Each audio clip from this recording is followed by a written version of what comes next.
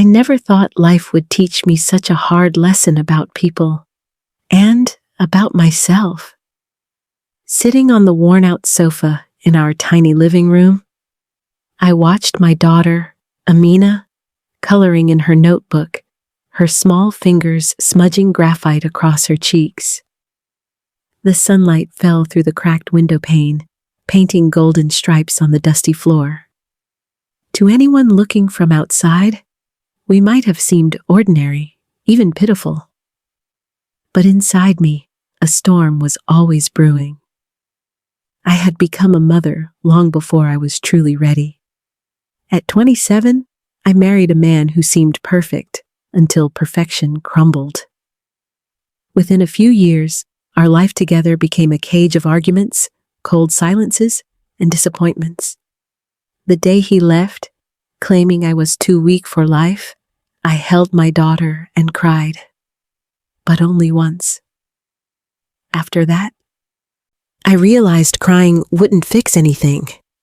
The world didn't make it easy for women like me. Widowed or abandoned, poor, struggling, society's whispers felt like knives.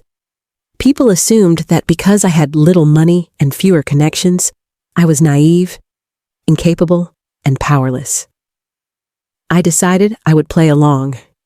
If the world wanted me to be weak, I would show them that weakness, but only as a mask. The first step was the act itself. I stopped dressing in decent clothes, wore shoes that had seen better days, and let my hair fall unkempt. I smiled more, laughed more, asked for advice even when I already knew the answer. I became the poor, naive mother everyone thought they could manipulate. It was hard at first, suppressing years of pride and dignity. People stared. Some offered pity, others smirked. I let them. Every sneer, every pitying glance I stored in my mind like precious fuel. Then came Mr. Raymond, our landlord, a man with a reputation for taking advantage of struggling tenants, especially widows. He offered to help me with rent. His smile too sharp, his intentions too obvious. I nodded, thanked him, and smiled like the simple woman he assumed I was. Inside, I was already planning. You know, if it weren't for people like me, life would be too hard for women like you, he said, leaning close, his breath smelling faintly of alcohol. Yes, sir, I replied softly, lowering my gaze. I wouldn't know what to do without your guidance. He laughed, a self-satisfied, condescending sound. Little did he know, his arrogance had already become my advantage. I was beginning to enjoy this charade. The world expected weakness from me, and I was more than happy to give it, at least on the surface. The longer I lived as the naive, struggling mother, the more I realized how much people underestimated me. Every word they said, every gesture, became a piece of the puzzle I was quietly assembling. And that's when the idea struck me. If the world saw me as weak, I could use it to my advantage. It wasn't revenge, not exactly. It was strategy. Life had taught me that the people around me had two faces. The one they showed to the world, and the one they reserved for those they thought were powerless. I was going to see both. It started with a list.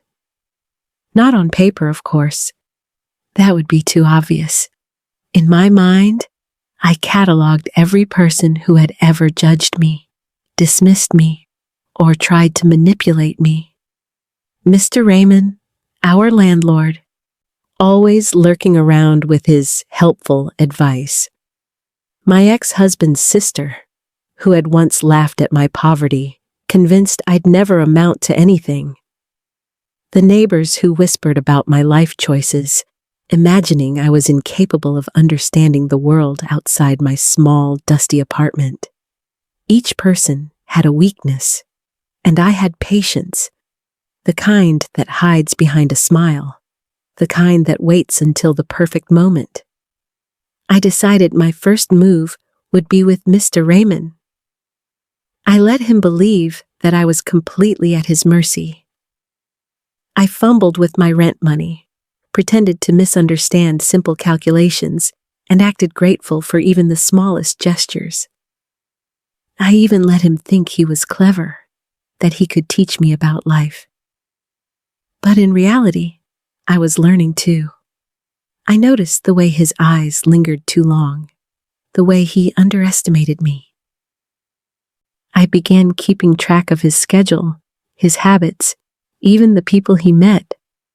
Every detail was a thread, and I intended to weave them into a net.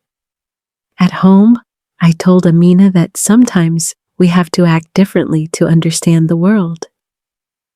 Not everyone is as kind as they seem, I explained one evening as we shared a simple meal of lentils and rice.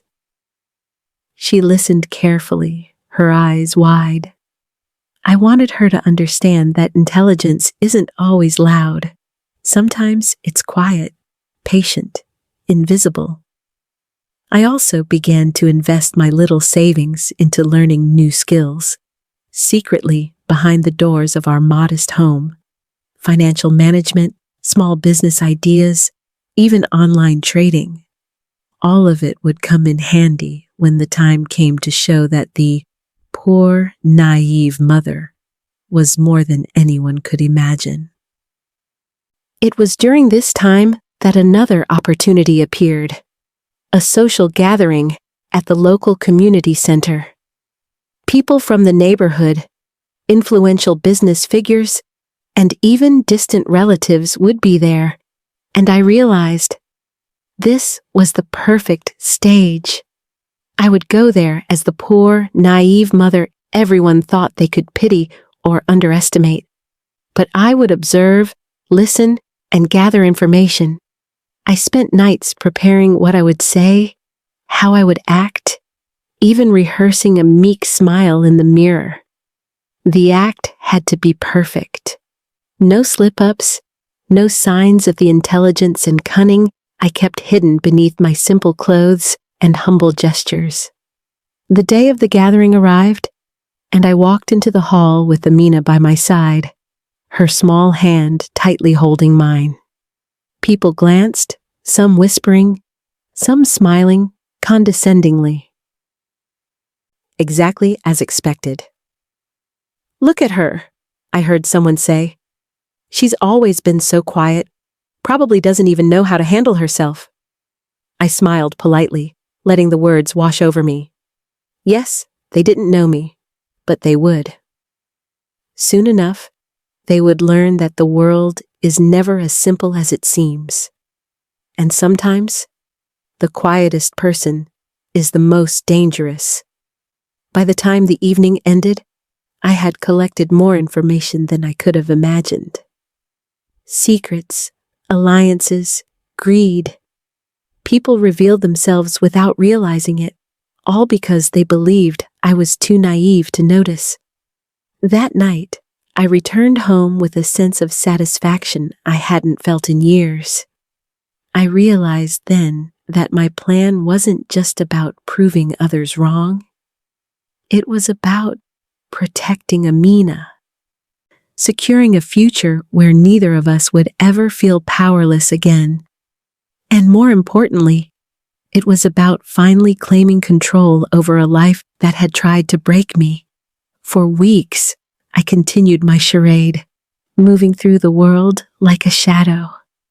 I laughed at jokes I didn't find funny, asked questions I already knew the answers to, and allowed people to underestimate me. Every interaction was carefully measured, a dance of subtle deception. Mr. Raymond was the first to fall into my carefully laid trap. He had begun dropping by unannounced, bringing gifts of food or small money, all while hinting at his knowledge of ways to improve my situation. I nodded, smiled, and thanked him. On the surface, I was the grateful, naive woman he expected. But inside, I was quietly observing every detail, his mannerisms, the routes he took to come and go, and even the secrets he thought he could whisper without being overheard. I also noticed the way my neighbors whispered behind their hands whenever I passed by. They assumed I was too meek to notice their judgments, too poor to ever confront them. Every smirk, every pitying glance, I filed away in my mind like precious clues. One evening, as I carried Amina home from school, a neighbor named Farah, who had always looked down on me, made a cutting remark. "Your little girl seems bright," she said with a fake smile. "But I suppose it's hard to thrive without proper guidance." I smiled sweetly, lowering my gaze. "Yes, it's been challenging," I said softly, letting my voice tremble just slightly. "But I try my best." Farah laughed lightly, turning to gossip with another neighbor. She didn't notice the small device I had secretly tucked into my bag, a recorder to capture conversations like this one. By the time I returned home, I had enough material to understand who truly looked down on me and who pretended to be my friend. At the same time, I started using my hidden skills to quietly improve our situation. I began taking small online jobs, learning financial tricks, and making connections with trustworthy people outside the neighborhood. Everything was done behind closed doors, hidden beneath the facade of poverty and naivety. But the most exciting part of living the act was seeing how easily people's true colors emerged when they believed you were powerless.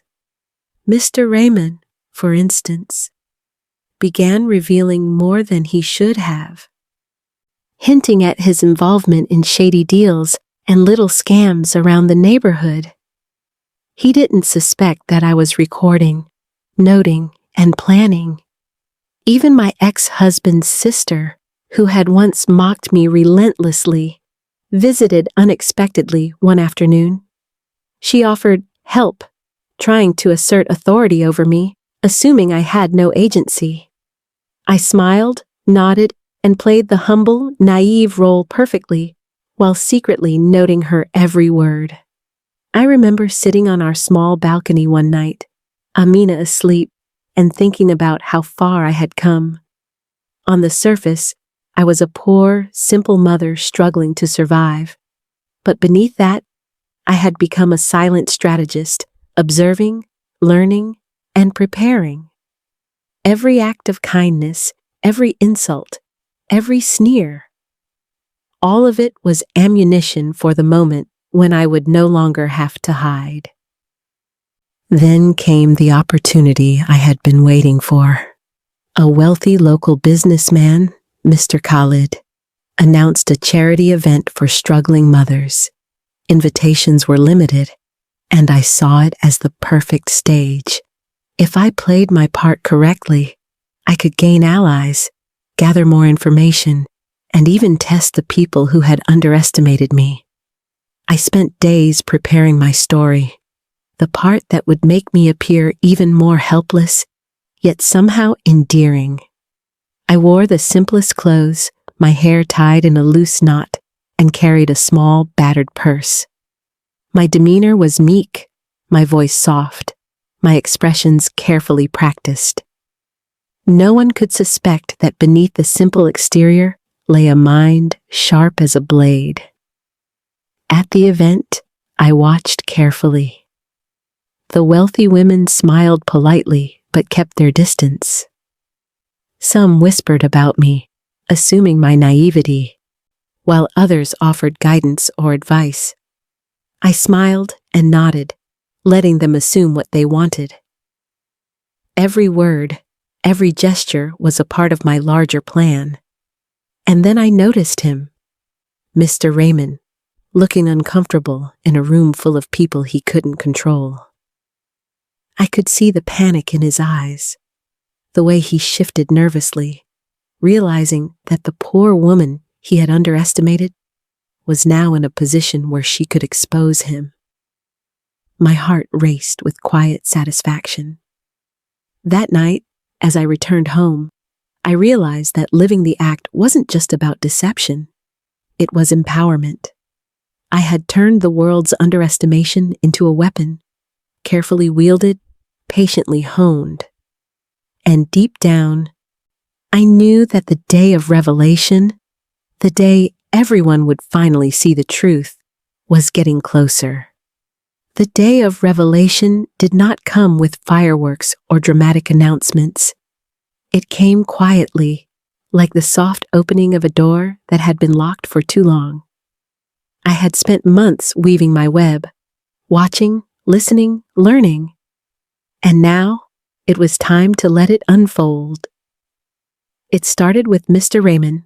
I received a tip, cleverly extracted from his own boasts, about a small but illegal scheme he was running, taking advantage of tenants and misreporting finances. I didn't confront him outright. That would have been obvious. Instead, I quietly documented everything, collected evidence, and prepared to deliver it to the people who truly mattered, the authorities, the neighbors who had long suffered from his arrogance, and even Mr. Khalid, the businessman from the charity event. Then came the moment with Farah, the neighbor who had whispered and mocked. I knew she had been spreading rumors about me and Amina, trying to isolate us socially. I invited her over one afternoon under the pretense of needing advice. She arrived with a smug smile, confident that I would continue to appear helpless. We sat in my tiny living room. I smiled sweetly, pretending to fumble with some papers. "Farah," I said softly, "I really appreciate your guidance. I don't know what I'd do without you." Her chest swelled with pride, and she leaned closer, ready to offer her unsolicited wisdom. "I've been thinking," I continued, lowering my voice just enough so only she could hear, "about all the things people say behind your back. Do you ever wonder how they know so much about you?" Her confident smile faltered slightly. "What do you mean?" "I've been keeping notes," I said, tapping my recorder subtly. "About everyone, about what they say, what they do, about the way they judge people without knowing them. And I think it's only fair that they know the truth about you too." Her face paled. I let the silence linger, the weight of expectation pressing down on her. She had believed she could manipulate me, underestimate me, and dismiss me. Now, for the first time, she was unsure. Meanwhile, I had begun quietly reconnecting with people who mattered, allies I had identified during the charity event, business contacts, community leaders, even a few distant relatives who had once doubted me. With careful, subtle explanations, I began revealing just enough about my skills, intelligence, and resourcefulness to earn their trust and support. But the most satisfying revelation was yet to come. My ex-husband. He had returned to town months ago, curious about my life, unaware of the changes I had made. He expected to find the same woman he had once left behind, fragile, weak, and incapable of standing on her own. Instead, he found a woman in control, a woman who had not only survived, but had thrived despite his absence. When he saw the changes, the way I managed our home, the respect I commanded from neighbors, and the subtle power I wielded behind my quiet demeanor, I saw a flicker of disbelief in his eyes. For a moment, he didn't recognize me. "Is it really you?" he asked, his voice hesitant. "Yes," I said, holding Amina's hand. "It's me. The same woman you left behind, but not the same woman you underestimated." He couldn't argue with the facts. I had quietly built a life of dignity, strength, and respect. A life he thought I could never manage without him. And I let him see it, just enough to understand that the world had moved on without him, and that I had done it all alone. By the end of that week, the neighborhood had shifted. People who had mocked, dismissed, and underestimated me now approached with cautious respect. Mr. Raymond was facing scrutiny from the authorities. Farah had become more reserved, unsure of how to interact with me. Even my ex-husband's pride had been quietly humbled. Sitting at home one evening, Amina asleep in her bed, I allowed myself a small, private smile. The act I had played for months had worked. But the true revelation was not just about exposing others. It was about discovering my own strength. I realized then that appearances can deceive, and the world often misjudges those who seem weak. But beneath a quiet exterior, a person can hold extraordinary power. And once that power is recognized, quietly, strategically, it changes everything. The day of confrontation came quietly, without fanfare, but its impact would echo through every corner of my world. I had spent months preparing, observing, and planning, and now it was time to act. Decisively, with dignity, and with the subtle force of someone who had been underestimated for too long. It began with Mr. Raymond.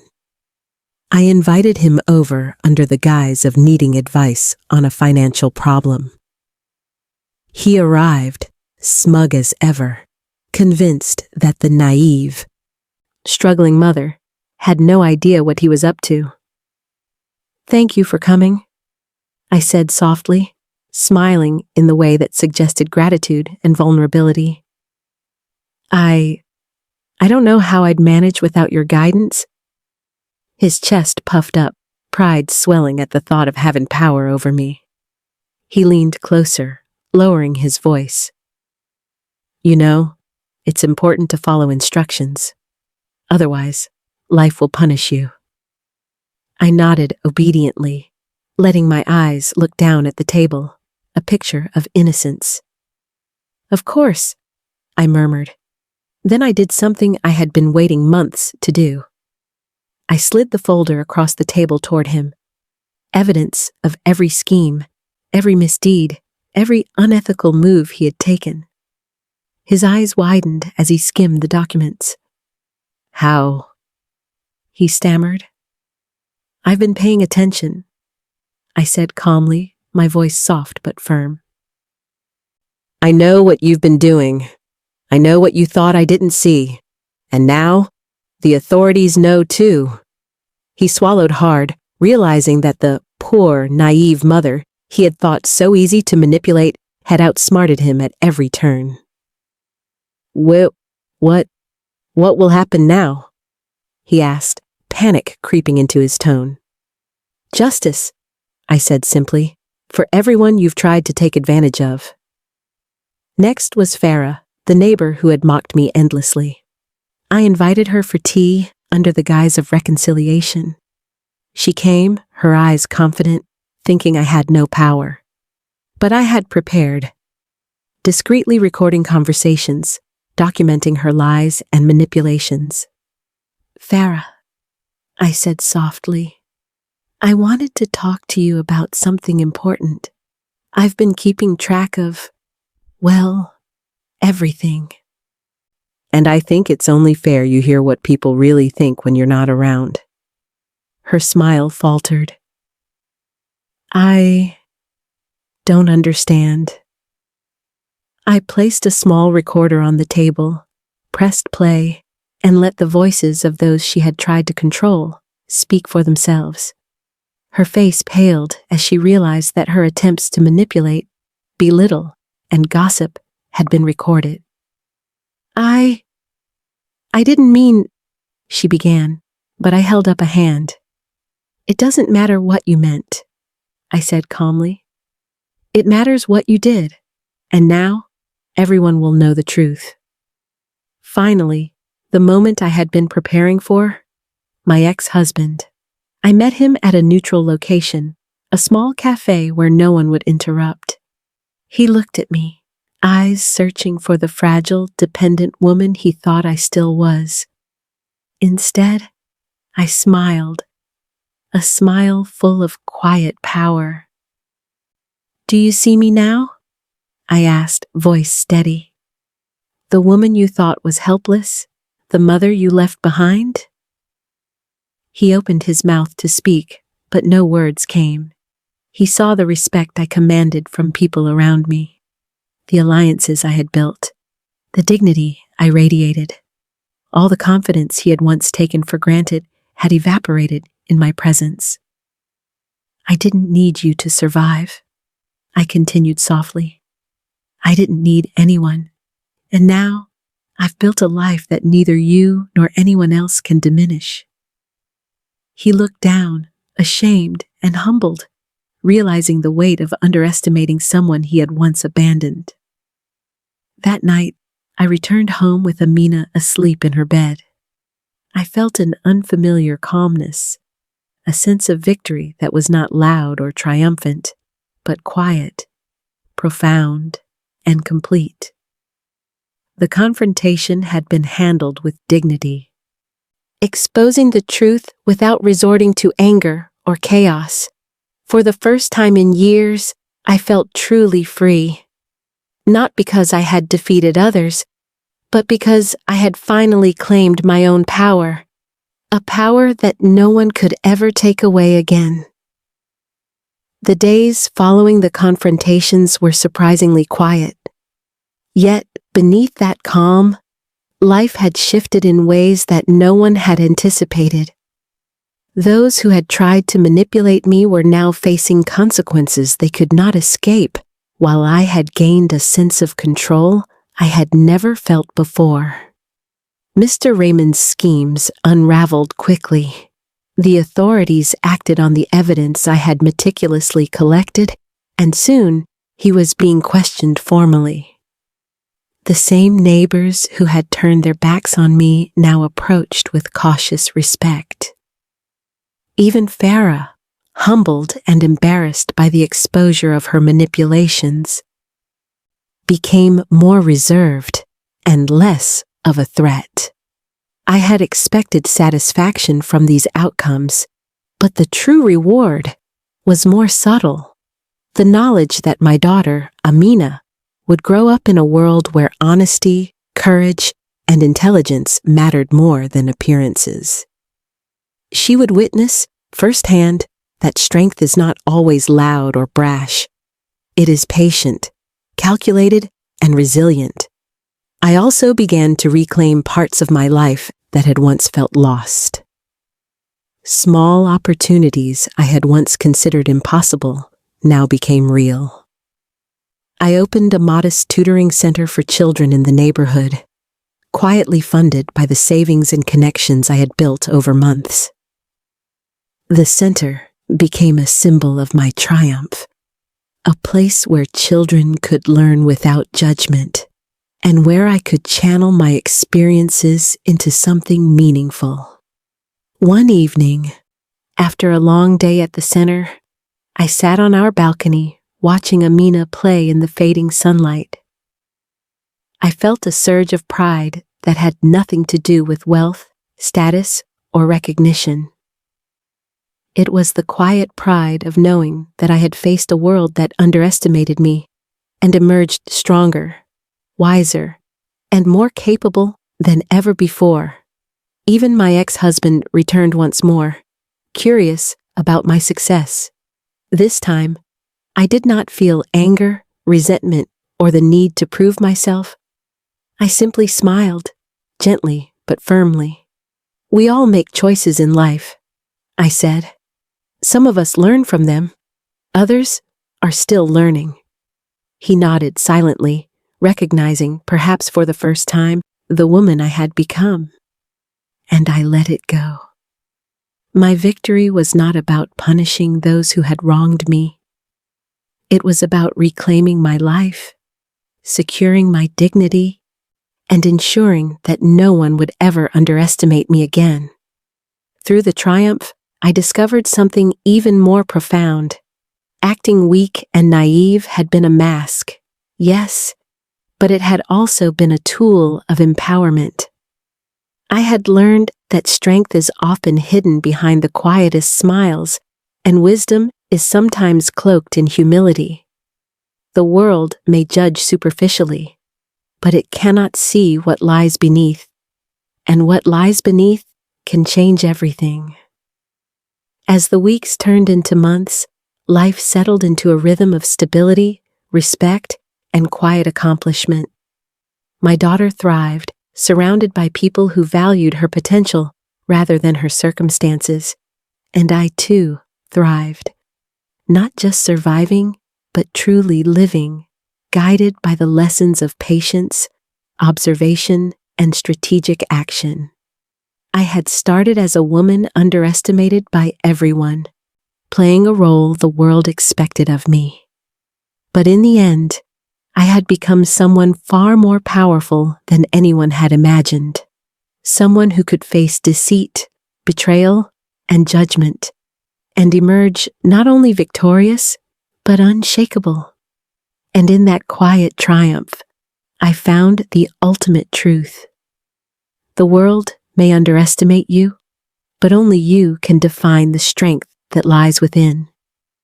Sitting quietly in the soft glow of the evening, I let myself reflect on the journey that had brought me here. The months of struggle, patience, and careful observation replayed in my mind like a mosaic. Each moment, each small decision, contributing to the life I now held with pride and serenity. I remembered the day I first decided to act naive, to play the role the world demanded of me. At the time, it had felt like a compromise, almost a surrender.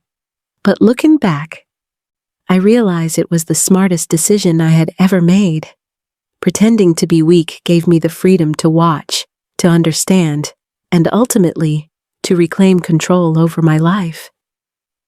Amina stirred in her sleep nearby, clutching her favorite toy. I smiled, thinking of the lessons I had learned, lessons I hoped she would carry with her. Life is not always kind, and people will often judge you by appearances alone. But strength is not measured by wealth, status, or outward confidence. True strength is quiet, patient, and deliberate. It is the ability to endure, to observe, and to act when the moment is right.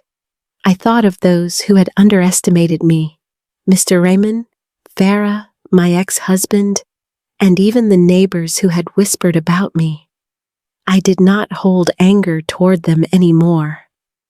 Their judgments had been harsh, yes, but they had also provided the stage on which I could reveal my true self. Without their underestimation, I might never have discovered the depth of my own resilience. Through it all, I realized that my journey had never been about revenge. It had been about empowerment. Every step I had taken, every act of patience, every carefully concealed plan, had been for one purpose: to build a life where neither I nor my daughter would ever feel powerless again. And that, more than anything, was the true victory. Looking out the window, I saw the neighborhood that had once judged me. Some faces were still skeptical, some curious, some quietly respectful. But none would ever look at me the same way again. And that was enough. I had transformed not through confrontation alone, but through strategy, patience, and the unwavering belief that I could rise above every obstacle. I thought of Amina, imagining the woman she would become. I wanted her to know that life is never simple, that appearances are often deceiving, and that the quietest voices can hold the greatest power. I wanted her to grow up knowing that dignity, intelligence, and resilience are gifts no one can take away, no matter how the world tries to judge you. And in that quiet reflection, I felt an unexpected serenity. I had survived judgment, betrayal, and doubt. I had turned the world's assumptions into tools, its condescension into fuel. I had emerged not just intact, but stronger, wiser, and more capable than I had ever imagined. For the first time in years, I allowed myself to breathe fully, without fear, without worry, and without pretense. I had been underestimated by the world, yes, but I had learned the most important truth of all. The only opinion that truly matters is your own. And with that truth, I smiled, knowing that no one could ever dim the light of a mother who had discovered her strength, nor a child who would inherit it. Life had tested me, but it had also taught me a profound lesson. Sometimes, to show the world your strength, you first have to hide it. And when the moment comes, that strength can transform everything. The world may always try to judge us by appearances, but real power is never obvious. It lives quietly, patiently, and only reveals itself when the time is right. Just as I had finally revealed mine. And in that revelation, I found peace, pride, and the unwavering knowledge that nothing, no person, no circumstance could ever underestimate me again.